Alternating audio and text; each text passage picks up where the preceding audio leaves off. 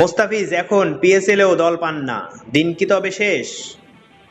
আপনার হাতে অপশন দুটি, জাসপ্রীত বুমরা নাকি মোস্তাফিজুর রহমান।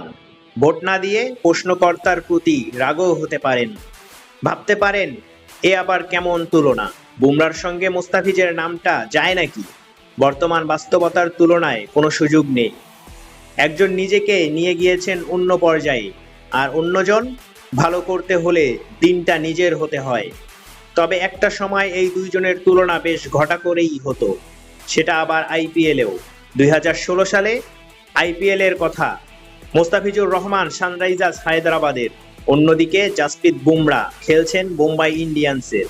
দুজনেই তখন উঠতি তারকা। টি-20তে কে ভালো, বিশেষ করে ডেথ ওভারে, তা নিয়ে সমালোচনার বিষয়।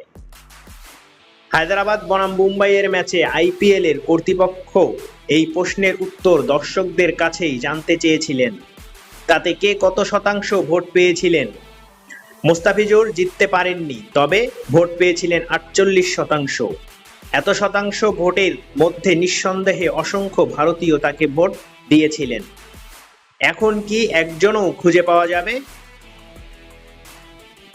ভারতীয়দের কথা বাদ দিন, এমন কোনো ক্রিকেটার সমর্থক কি আছেন যিনি বলতে পারেন বুমরার সঙ্গে মোস্তাফিজের তুলনা চলে? কি তুলনা দিবেন? মোস্তাফিজ যে এখন পাকিস্তান সুপার লিগেও দল পান না। পাকিস্তান সুপার লিগের ড্রাফটে তাকে নেয়নি কোনো দল। এর আগে তার থেকে মুখ ফিরিয়ে নিয়েছেন আইপিএল দলগুলি। জাতীয় দলেও সেই আগের ঝটকা নেই। মোস্তাফিজুর 4 ওভার বল করে দেন, তাতে ভীতিকর কিছু থাকে না। নিউজটি যদি ভালো লাগে একটি লাইক দিবেন আর চ্যানেলটি সাবস্ক্রাইব করে সাপোর্ট করবেন।